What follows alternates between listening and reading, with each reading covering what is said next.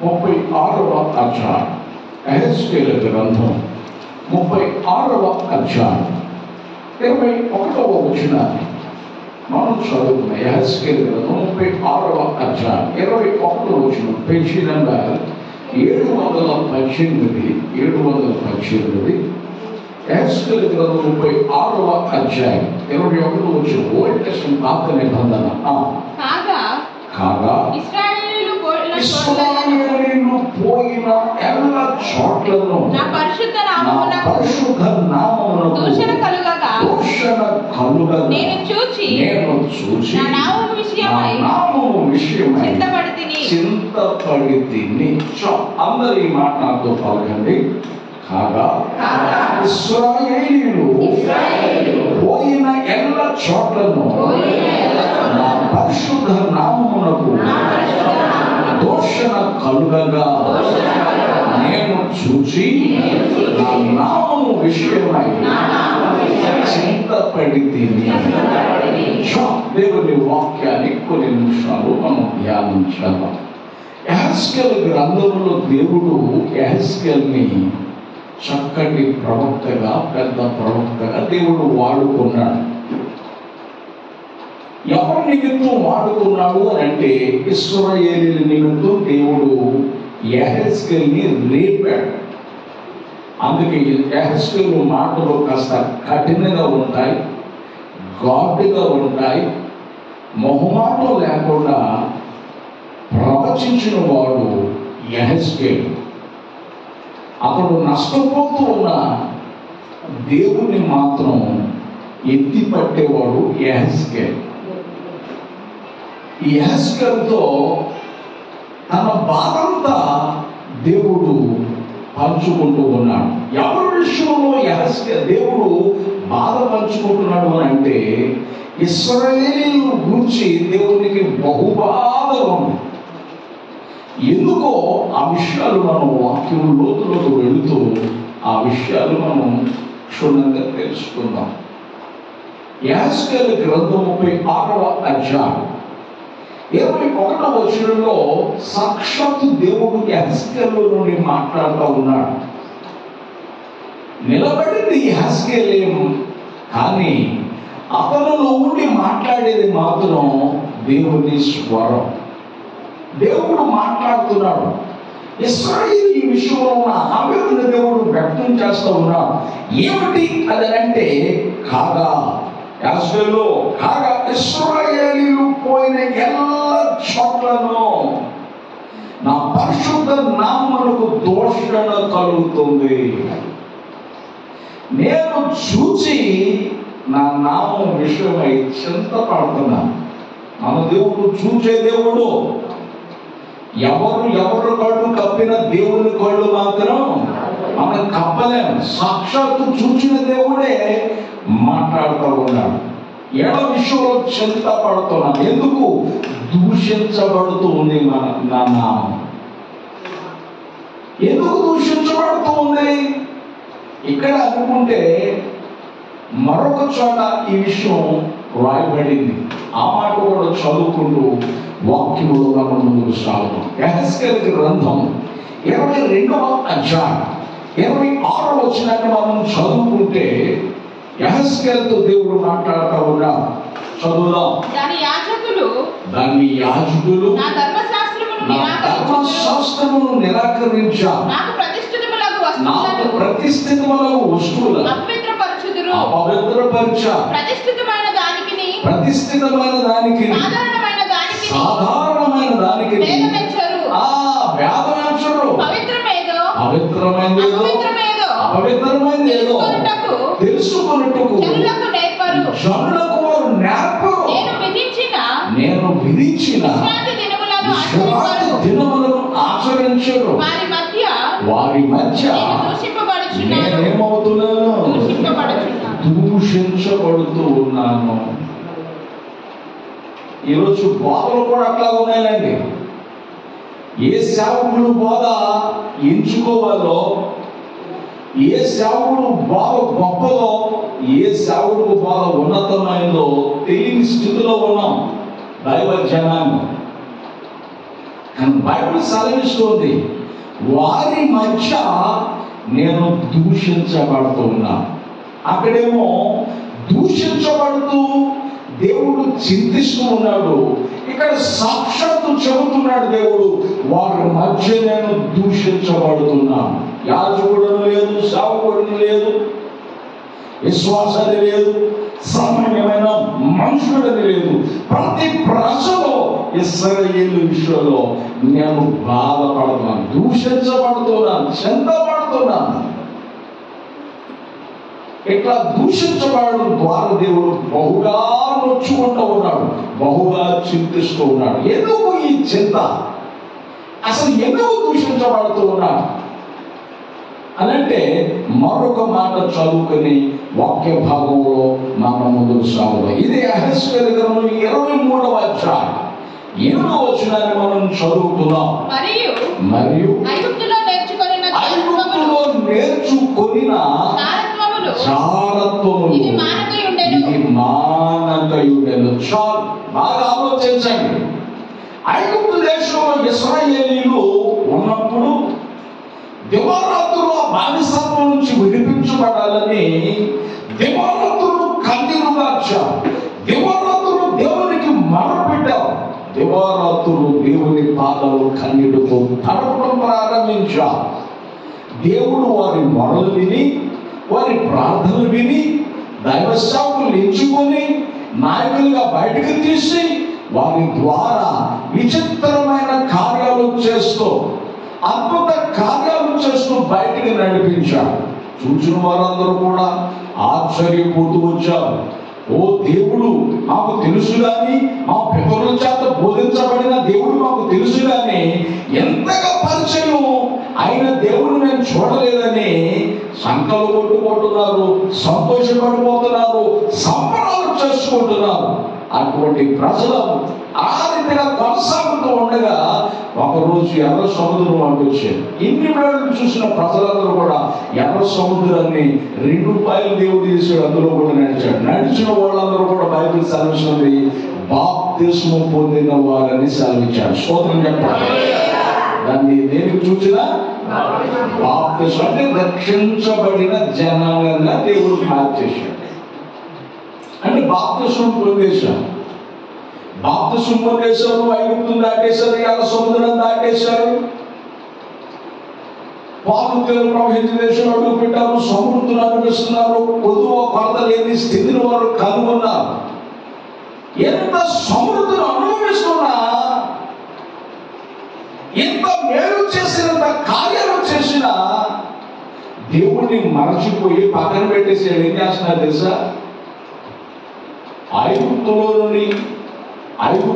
నేర్చుకున్న అలవాట్లు, ఐగుప్తు అంటే లోకం, ఐగుప్తులో ఉన్న అలవాట్లు, ఐగుప్తులో ఉన్న పద్ధతులు, ఐగుప్తులో ఉన్నటువంటి శరీర కార్యాలు, ఐగుప్తులో ఉన్నటువంటి వ్యభిచారం, జారత్వం, దొంగతనం, అబద్ధం, మోసం, ఇవి వారు మానలేదట. రక్షణ పొందారు కానీ బుద్ధి మాత్రం మారలేదట. ఏం మారలేదట? చెప్పాలి గట్టిగా. అందుకే మన ప్రసంగం పెరిగిందంటే, ఓ మానవా ఇంకా మార్చుకోవా లేక మానుకోవా అనేది మన ప్రసంగ అంశం. దేవుని బిడ్డలారా, బైబిల్ సెలవిస్తూ ఉంది, రక్షణ పొందారు, బాప్తిసం తీసుకున్నారు, కానీ అదే ఐగుప్తు అనుభవం, అదే లోకం. నేను ఎప్పుడు చెప్తాను, మరొకసారి చెప్తున్నాను. ఇదిగో, రక్షించబడక ముందు మనం పాపం దగ్గరికి వెళ్ళాం, రక్షించబడిన తర్వాత పాపం మన దగ్గరకు వస్తుంది. ఏం చేస్తుందంటే, చెప్పాలి గట్టిగా, పాపం మన దగ్గరకు వస్తుంది, అది ప్రేరేపిస్తుంది, అవకాశాలు తీసుకొస్తుంది. ఏం చేస్తుందంటే, చెప్పాలి గట్టిగా, నువ్వు భార్య ముందు నటించిన, నువ్వు భర్త ముందు నటించిన, దేవుడి దగ్గర మనం నటించలేము. రహస్య పాపం చాలా బహిర్గతంగా మనకు తెలియకపోవచ్చు, బహిర్గతంగా ఎవరికి నేను తెలియలే, నేను చేసేది ఎవరికి తెలుసు అనుకుంటున్నాను. దేవుడికి తెలియదా? దేవుని కళ్ళు కప్పగలమా? దేవుని నుండి మనం తప్పించుకోగలమా? బైబిల్ సెలవిస్తుంది, ఇశ్రాయేలీయులు రక్షణ పొందిన ఇన్ని కార్యాలు చూసినా హృదయాన్ని కఠినం చేసుకున్నావు. ఐగుప్తులో అనుభవాలు వాళ్ళలో పోల, అంటే లోకం వాళ్ళలో నుండి పోలేదు. ఏం లేదండి, చెప్పాలి గట్టిగా, లోకం వాళ్ళలో నుండి పోలేదు. అంటే వారు ఎట్లా ఉన్నారంటే బైబిల్ సెలవిస్తుంది, బుద్ధి జ్ఞానము లేని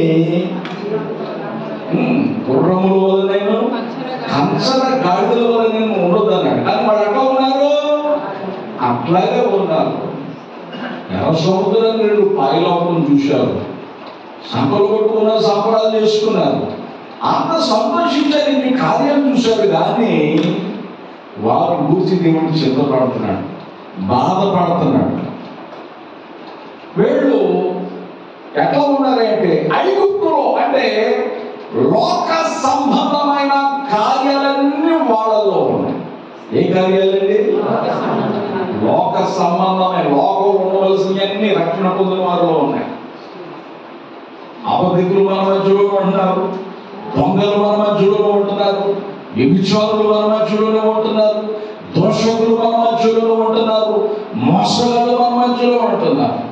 ఎందుకో తెలిసి విషయాన్ని చెప్పేది, ప్రభు నమ్ముకున్న ఆమె సీటు పాటేసింది. అందరినీ చేద్దాం, అందరికి అవకాశం వస్తుంది కదా, అందరికీ ఉపయోగపడతాయి కదా అని చెప్పేసి అని అంటే అందరూ కట్టడం ప్రారంభించారు. పాపం ఫస్ట్ బాగానే అందరికి చేసింది, అందరికి మెప్పించింది, అంత చేసింది. చేసిన తర్వాత జనాలు పెరిగిపోతుంది, ఈ నమ్మకత్వానికి, ఈ మంచితనానికి ఆకర్షితులైపోతున్నారు, ఈ మాటగారి విధానానికి అందరూ ఆకర్షితులైపోతున్నారు. ఇక రకరకాలు ఇవన్నీ మొదలు పెట్టింది, రకరకాలు ఇవన్నీ పెట్టి 1.5 పోగు చేసుకోవాలి. అంతా చెప్పండి, 1.5 పోగు చేసుకుంది. తెల్లారికి భార్య భర్తలు మొత్తం అందరూ కూడా ఇంటి అడ్రస్ మార్చేసి వెళ్ళిపోయారు. మళ్ళీ సంఘంలో మొట్టమొదటి విశ్వాస ఎవరామే? సంఘంలో మొట్టమొదటి విశ్వాసమే. చేయొచ్చా పని? వాళ్ళందరి కన్నీరు వాళ్ళకి ఆ కుటుంబం మీద ఉండదండి, ఎంత బాధకరమైన. ఆమె ఆ రకంగా చేసి భర్తను ప్రోత్సహించి ఇంటిని విడిచి ఊరిని విడిచి వెళ్ళిపోయి వాళ్ళందరికీ ఉన్నాను చర్చలో ఉన్నాను. అయ్యా నేను 70,000 కట్టాను, అయ్యా నేను 2 లక్షలు కట్టాను, అయ్యా నేను 4 లక్షలు కట్టాను, అయ్యా నేను 7 లక్షలు కట్టాను అవసరమని.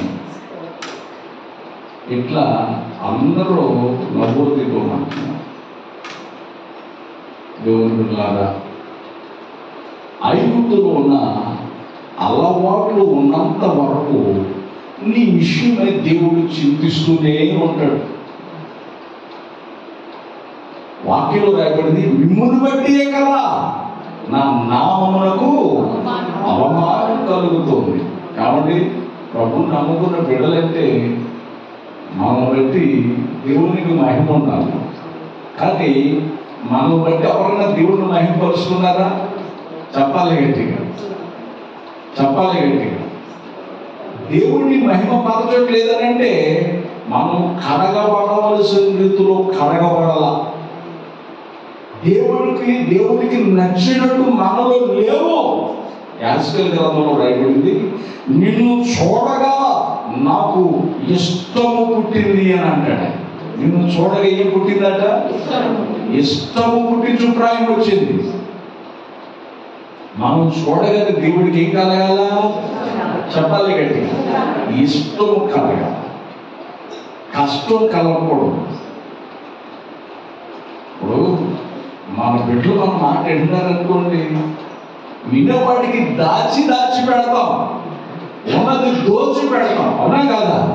చెప్పండి గట్టిగా, దాచి పెడతాం. దేవుని బిడ్డలారా, వాక్యం సెలవిస్తుంది, నిన్ను దేవుడు చూడగానే దేవుడికి ఇష్టం కలిగితే ఆయన ఆశీర్వాదాలన్నీ నీకు తప్పిపోయిన కుమారుడు దగ్గర దేవుడు అంటాడు, తండ్రి అంటాడు, ఏమంటాడంటే తప్పిపోయి వచ్చిన కొడుకును చూసి చచ్చి బ్రతికాడు, తప్పిపోయి వచ్చాడని వాడు ఒక సంబరాలు చేస్తున్నాడు, అమరాలు చేస్తున్నాయి, అన్నీ చాలా సంతోషంగా సంబరాలు చేస్తూ ఉన్నాడు.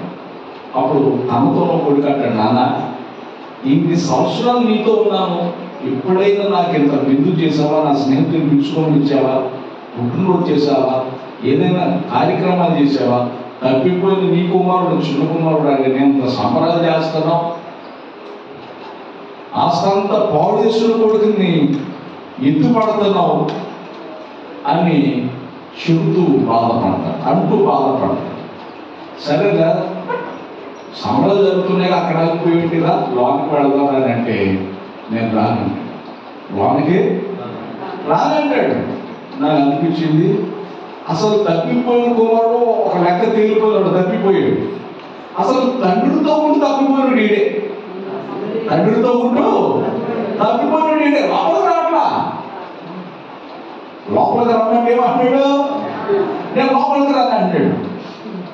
ఎంత భక్తి చేసి ఇంటర్గా తెచ్చినట్టు కాదు, సామెత ప్రకారంగా నేను లోపలికి రాను, పరలోకానికి రాను, ఆ ప్రేమ నాకుందో.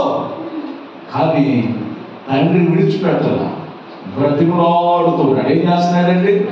బ్రతుకులాడుతున్నాడు. ఎట్లా బ్రతుకులాడుతున్నాడంటే గడ్డం పట్టుకుని కాదు, చచ్చిపోయి బ్రతికి నీ తమ్ముడు, కానీ నాతో ఉన్నావు, ఒక్క మాట నీకు చెప్పని నీ తమ్ముడితో నేను అనలేదు, కానీ నావన్నీ నీవేనా. స్తోత్రం చెప్పాలి. ఏమన్నాడండి? నావన్నీ. ఎంత ఆశీర్వాదం. అప్పుడు అలిగిన కొడుకు హఠాత్తుగా లోనికి పోయి, నావన్నీ నీవనగానే లోనికి పోయి. దేవుడు బిడ్డలారా, దేవుడితో ఉన్నాం, దేవుళ్ళో ఉన్నాం. నాకు తెలుసు నా భక్తి, నేను ఎంత ఆత్మీయురాలను, నాతో లేదని అనుకోవచ్చు మనం. కానీ అట్లా అనుకుంటేనే దేవునికి దూరమైన స్థితి. అట్లా అనుకుంటేనే ఇతరులు మనం చూసి ఆడిపోసుకోవడం, ఇతరులు మనం చూసి ఏళ్ళు చేస్తున్నారు, ఏళ్ళు వెళుతున్నారు అన్ని స్థితిని అనుకుంటున్నాం. బైబిల్ సెలవిస్తుంది, వాక్యంలో రాయబడింది. 4వ కీర్తన 2వ చరణంలో భక్తుడు మాట్లాడతాడు, పాట రూపంలో దాన్ని పాడుతూ ఉన్నాడు. 4వ కీర్తన 2వ చరణం, నరులారా ఎంత కాలము నా గౌరవమును అవమానముగా మార్చెదరు, ఎంత కాలము వ్యర్థమైన దానిని ప్రేమించెదరు, ఎంత కాలము అబద్ధమైన వాటిని వెదకెదరు. చూశారా? ప్రతిదానికి సమయాలు ఉన్నాయి, సందర్భాలు ఉన్నాయి. ఎవరు ఏదైనా ఒక వస్తువు కొనాలనుకోండి, ఈ డేట్ నుంచి ఈ డేట్ వరకు ఉంటుంది అని అంటాం. అవునా కాదా? నేను పాల ప్యాకెట్లు తీసుకొస్తూ ఉంటాను, నేను ఏది చూసుకోను. తీసుకురాగల పాస్టర్ గారు అంటది, డేట్లు చూసారా అన్నారు. నేనేం చూడలేదమ్మా, మీరు చూడలేదు కాబట్టి పాలు ఇరిగిపోయాను. ఆమె పాలన్నీ ఇరిగిపోయిన తర్వాత డేట్ చూడదు. స్తోత్రం, హల్లెలూయా. ఇక 1-2 సార్లు ఇరిగి ఎట్లా కాదని చెప్పేసి నా పట్ల మాస్టర్ గారికి చూపు తక్కువ, ఈ చిన్న చిన్న అక్షరాలు కనబడ ఈయన కాదని చెప్పేసి మా అబ్బాయిని పంపిస్తుంది. నువ్వు వెళ్ళేటప్పుడు డేట్ చూసుకుని పాల ప్యాకెట్లు తీసుకురా. స్తోత్రం చెప్పండి. మా అబ్బాయి ఈ రోజు అయితే నేను ఫ్రెష్ అయితేనే ఎక్కడికి వెళ్తున్నారా పాల ప్యాకెట్లు అంటే మన షాపు దగ్గర కూర్చోండి మాస్టర్ గారు, మన దగ్గర అమ్మడవో అక్కడ శివరెడ్డి అక్కడికి వెళ్ళిపో, అక్కడ స్టాక్ ఉందని చెప్పి అక్కడి నుంచి చక్కగా తీసుకొస్తాడు. అవి చక్కగా ఉంటాయి. ఏమండి, డేట్ మారితేనే పాలు ఇరిగిపోతాం. కానీ మా వాళ్ళు రక్షణ పొందినా లోపల ఉన్నప్పుడంటే విలువ లేదు. రక్షణ పొందాక విలువ తెచ్చుకోవాల్సిన వాడు 7 మధ్యలో 7 బట్టి దేవుడు మనకు దోషం. ఎంత కాలం అడుగుతున్నాడు 3 సార్లు. ఏమడుగుతున్నాడండి? చదవడం మాట ఎంత కాలము నా గౌరవమును అవమానంగా మార్చారు. ఒకటోసారి ఎంత కాలము వ్యర్థమైన దాన్ని ప్రేమిస్తారు. రెండోసారి ఎంత కాలము అబద్ధమైన వాటిని వెతకరు. చూసారా? ఎంతకాలం అంటే ఎంతకాలమా అంతకాలమా బ్రతికినంతకాలం. ఏ కాలం అండి? చెప్పాలి గట్టిగా. ఒక లిమిట్ లేదా? మారుకోవద్దా? మార్చుకోవద్దా? నీ బలహీనతలను పరిపూర్ణంగా తీయగలిగిన వాడు మనం ఆరాధించే యేసయ్య. స్తోత్రం చెప్పండి. హల్లెలూయా. ఆరోగ్యంలో రాయబడింది, మీరు హృదయపూర్వకంగా చెడుతనం చేస్తున్నారు. ఏం చేస్తున్నారు? మీరు హృదయపూర్వకంగా పాపానికి పాపం కూర్చుకొని, పాపానికి పాపం సమకూర్చుకొని మీరు హృదయపూర్వకంగా పాపం చేస్తున్నారని దేవుడు అంటారు. దేవుని బిడ్డలారా, బైబిల్ సెలవిస్తుంది, ఎంతకాలం లిమిట్ లేదు. మార్చుకోవద్దా? దేవుడికి అనుకోవాలని మళ్ళొద్దా? ఎన్నేళ్ళు బ్రతికని ఈ లోకం మనకు శాశ్వతం. ఇది స్థిరమైంది కాదు. అస్థిరమైనటువంటి లోకములో స్థితిగతుల్లో మనం ఉన్నాం. శాశ్వతమైనది ఒకటే. స్తోత్రం చెప్పండి. ఆరాధించే దేవుడు. స్తోత్రం చెప్పండి. హల్లెలూయా. దేవుని బిడ్డలారా, బైబిల్ సెలవిస్తున్న సత్యం, నరులారా, ఎంతకాలం నా గౌరవాన్ని అవమానంగా మారుస్తారు, ఎంతకాలం అర్థమైన దాన్ని ప్రేమిస్తారు, ఎంతకాలం అబద్ధమైన వాటిని వెతుకుతూ ఉంటారు. ఇంతకాలం అని లేదా? మార్చుకోవద్దా? దేవుడు వైపు మళ్ళుకోవద్దా? ఈ విషయమై నేను దూషించబడతాను. ఏమవుతున్నాయండి? చెప్పాలి గట్టిగా. ఈ విషయమై నేను దూషించబడుతున్నాను. మన ద్వారా దేవుడికి మహిమ కలగాలే కానీ మన ద్వారా దేవుడికి అవమానము రాకూడదు.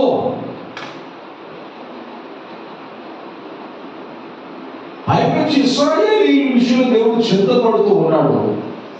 వాళ్ళ ద్వారా దేవుడు దూషించబడతా ఉన్నాడు, చింతపడుతున్నాడు. చింతపడుతూ దేవుడు అంటాడు ఒక మాట. ఆ మాట కూడా మనం చదువుకుందామా? దయచేసి ఆ మాట చదవండి. యాజకుల గ్రంథం 23వ అధ్యాయం 35వ వచనం. యాజకుల గ్రంథం 23వ అధ్యాయం 35వ వచనం. ప్రభువైన యెహోవా ఈ మాట సెలవిచ్చుచున్నాడు, నీవు నన్ను ఏం చేశావు? చెప్పాలి గట్టిగా. చింతపడటానికి కారణమయ్యో, దూషించబడటానికి కారణమయ్యో. పైపెచ్చు నువ్వేం చేశావు? దేవుడిని ఏం చేశారు? వీళ్ళు మర్చిపోయారు. మర్చి దేవుని, దేవుని మాటలు, దేవుని శరీరం ఏం చేశావు? వెనుకకు త్రోసివేశావు. ఎంత బాధకరం అండి. మర్చిపోయావు, త్రోసివేశావు. పోనీ మర్చిపోయి త్రోసివేసి దీని ద్వారా ఏమన్నా నువ్వు సంపాదించావా? ఏమైనా ఎనగేశావా? ఏమన్నా మేలు పొందుకున్నావా? లబ్ధి పొందిందా అని అంటే మేలు కాలంలో లబ్ధి పొందాలి. ఇంకా ఏమైపోయాడు అని అంటే ఇది యెహెజ్కేల గ్రంథంలో, యెహెజ్కేల గ్రంథం 22వ అధ్యాయం, యెహెజ్కేల గ్రంథం 22వ అధ్యాయము తీసారా? 16వ వచనం చదవండి. అచ్చట అన్యజనుల ఎదుటనే ఏమైపోయాడండి? చెప్పాలి గట్టిగా. యోబు గ్రంథంలో మళ్ళీ మాట్లాడు. శ్రమ ధూళిలో నుండి పొట్టతో, బాధ భూమిలో నుండి మొలవదట. శ్రమ ధూళిలో నుండి పొట్టతో, బాధ భూమిలో నుండి మొలవదట. ఇరిమియా గ్రంథంలో రాయబడింది, ఆ శ్రమ తెచ్చుకోవటం కారణం నువ్వే. నేను నడిపిస్తూ ఉంటే నన్ను విసర్జించావు, నన్ను త్రోసివేశావు. అందుకే ఈ కష్టం, ఈ నష్టం, దీనికి నువ్వే కారణం అని అంటాడు అక్కడ. దేవుడు ఎవరిని శోధించడు, శోధింపబడనీయుడు. ఒకవేళ శోధిస్తే తప్పించుకునే మార్గాన్ని దేవుడు ఏర్పాటు చేస్తాడు. స్తోత్రం చెప్పండి.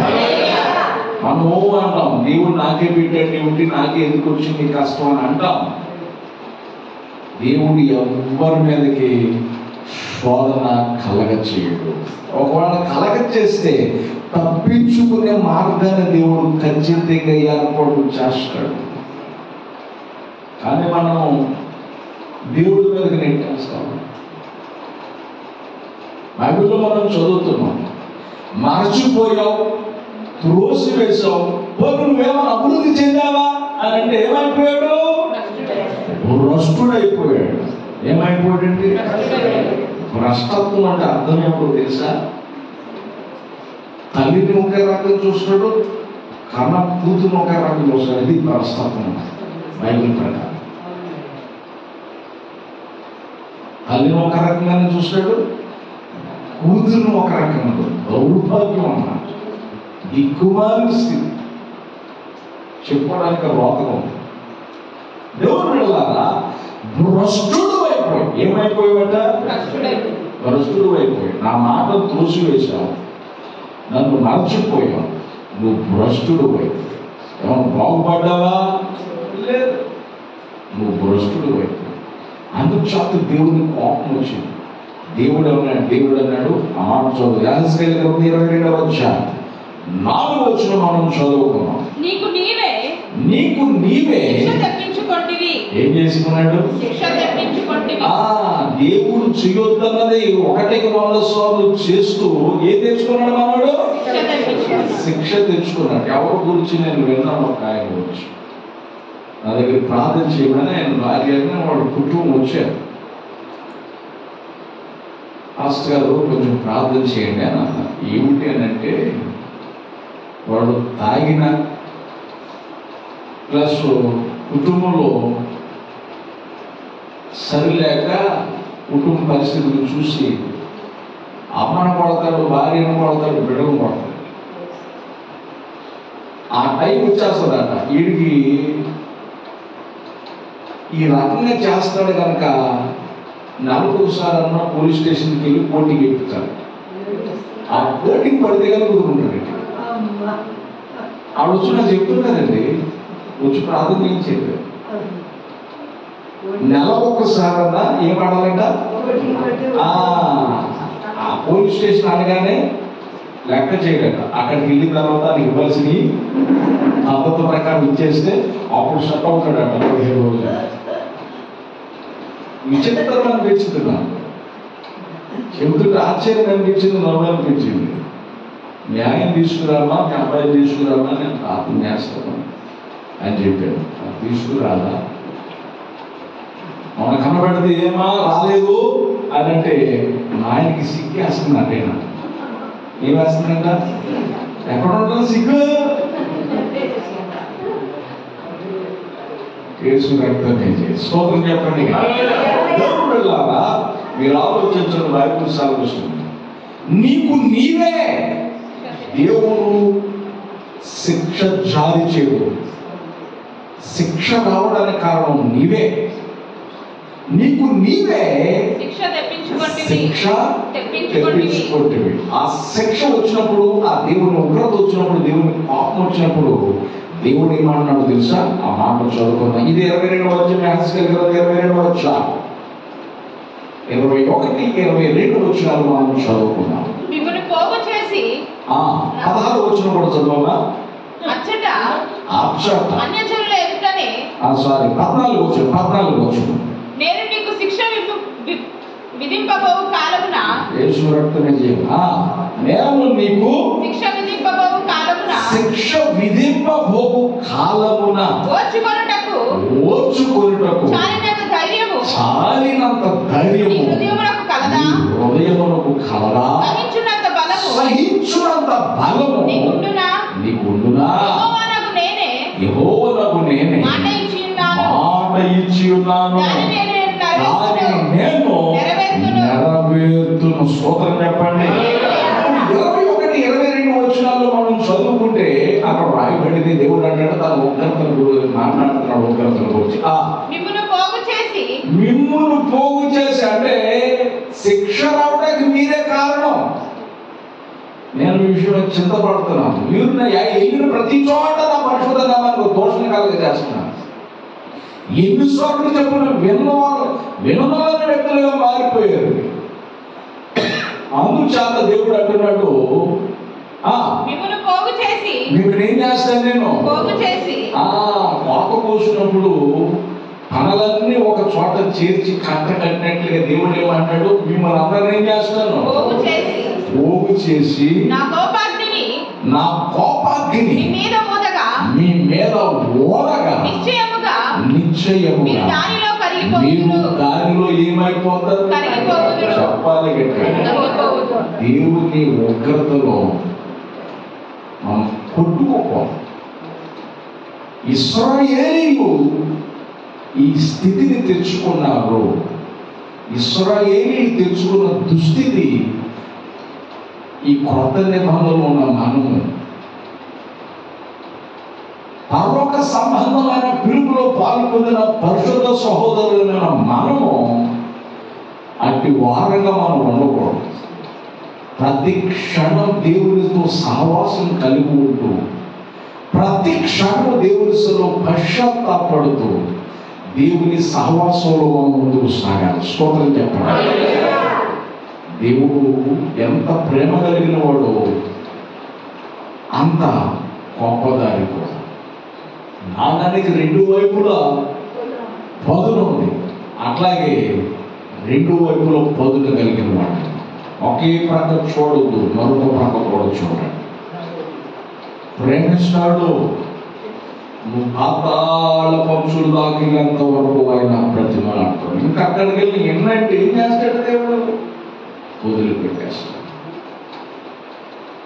దేవుని పిల్లారా, ఎవరైనా మన మంచిగా చెబుతారు, ఎవరైనా ఏది చేసినా మన మంచిగా దేవుడు మాట్లాడతాడు. మనలో నుండి ఎదుటి వ్యక్తులను మాట్లాడతాడు. ఎట్లా నడివయ్యా, ఎట్లా చూసుకోయ్యా, ఎట్లా ఉండయ్యా అని చెప్తాడు. దేవుని మాట అది విన్నామనుకో జీవితం బాగుపడదు. వినలేదనుకో చెప్పినోడు బాగా ఉంటారు. చెప్పినప్పుడు ఎవరైతే చూసావు దెబ్బ తినేది నువ్వే. స్తోత్రం చెప్పండి. హల్లెలూయా. దేవుని బిడ్డలారా, బైబిల్ సెలవిస్తుంది ఇశ్రాయేలీయులకు వచ్చిన దుస్థితి మనం తెచ్చుకోకూడదు. మనం తెచ్చుకోకూడదంటే ఏం చేయాలి? ఐగుప్తులో అనుభవాలు మనలో ఉండకూడదు. స్తోత్రం చెప్పండి. కానీ నేను చెప్తున్నాను, ఐగుప్తులో ఉన్న అనుభవాలనే మనలో ఉన్నాయి.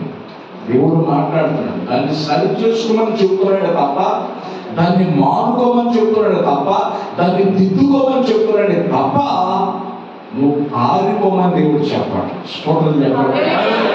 హల్లెలూయా. వాళ్ళు చెప్పినా, వాళ్ళని హెచ్చరించిన వినరా. కాబట్టి మీరైనా విని నాకు అనుకూలంగా మళ్ళుకుంటే, నాకు అనుకూలంగా మార్చుకుంటే నేను మీ పరిస్థితులను దర్శిస్తాను, నేను మిమ్మల్ని దర్శిస్తాను, నేను మిమ్మల్ని దీవిస్తాను. ఇది దేవుడు మాట్లాడుతున్నమాట. కాబట్టి దేవుని బిడ్డలారా, దేవునికి అనుకూలంగా మాట్లాడు. ఎవరికి అనుకూలంగా? చెప్పాలి కదా, చెప్పాలి కదా. చాలాసార్లు చెప్పాను, మరొకసారి చెప్తున్నాను. మన ఆత్మీయ జీవితంలో ఎదిగిన వారుగా ఉండాలి. ఎట్లా ఉండాలండి? చెప్పాలి. ఎదగడం ద్వారా దీవించబడతాం, వర్ధిల్తాం. నువ్వు ఎదగకపోతే ఎదిగే జూనియర్స్ సీనియర్స్ అయిపోతారు, సీనియర్స్ అంతా జూనియర్స్ అయిపోతారు. స్తోత్రం చెప్పండి. ఆశీర్వాదాలు జూనియర్స్ అంతా పొందేసుకుంటూ ఉంటారు. నువ్వు ఎన్నేళ్ళు అనుభవం ఉన్నా అంతా ఎన్నేళ్ళు సీనియారిటీ ఉన్నా స్పిరిచువాలిటీ లేకపోతున్నావు అంతే. స్తోత్రం చెప్పండి. హల్లెలూయా. దేవుని బిడ్డలారా, బైబిల్ సెలవిస్తుంది మనం సరి చేసుకునే దేవుని వైపు ఉన్నాడు. నేను మళ్ళుకోను అని అంటే అంతే సంగతి. మళ్ళుకుందాం, మార్చుకుందాం, దేవునికి అనుకూలంగా చేసుకుని. ఇంకో చెప్తున్నాను, ఇప్పుడు పిల్లోడు వెళ్తా ఉన్నాడు, జిలేబీ తింటున్నాడు, లేదా జాంగిరి తింటున్నాడు, లేదా సమోసా తింటున్నాడు. ఈ పిల్లలు తినడం ద్వారా, నడుచుకుంటూ పోవటం ద్వారా ఆకులు ఏం చేస్తున్నాయి? పిల్లల్ని వెంటాడుతూ ఉన్నాయి, తనుకుని తరిమేసుకుని తీసుకుపోతున్నాయి. అవునా కదా? ఇప్పుడు బాగున్నాడు, ఇప్పుడు ఏదైనా తిన్నాడు, కాకులు కూడా పడతాయి, తనుకుంటే వెళ్ళిపోతాయి. చిన్నోడు కానీ ఇప్పుడు నువ్వేదైనా తింటే వెళ్తున్నావు, ఆకులు మీద అవుతున్నాయా? చెప్పండి. ఎందుకని? అతడు ఎదగని వాడు, మనం ఎదిగిన వాడు. అట్లాగే స్పిరిచువల్ గా మనం ఎదిగిన వారు ఉంటే ప్రతి విషయంలో దేవుడు మనం ఆశీర్వదిస్తారు. స్తోత్రంగా స్పిరిచువల్ గా మనం ఎదగాలి. ఏం చేయాలండి? ఎదగాలి. అట్లా ఎదిగితే దేవుడు మనం దర్శిస్తాడు. దేవుడు మనం దాటిపోడు. దేవుడు మనలను దాటిపోడు. కాబట్టి ఇశ్రాయేలు తెచ్చుకున్న ఆ శిక్ష మనం తెచ్చుకోవద్దు. తెచ్చుకోకుండా ఉండాలి అని అంటే ఆయన పరిశుద్ధ నామాన్ని గౌరవించవలసిన స్థితి నీలో ఉంది. గౌరవించేటట్టు నువ్వు చేయాలి. అట్లా చేయగలిగితే నీ పరిస్థితిని బహుగా దేవుడు ఆశీర్వదిస్తాడు. దేవుడి మాటలు దీవించును గాక.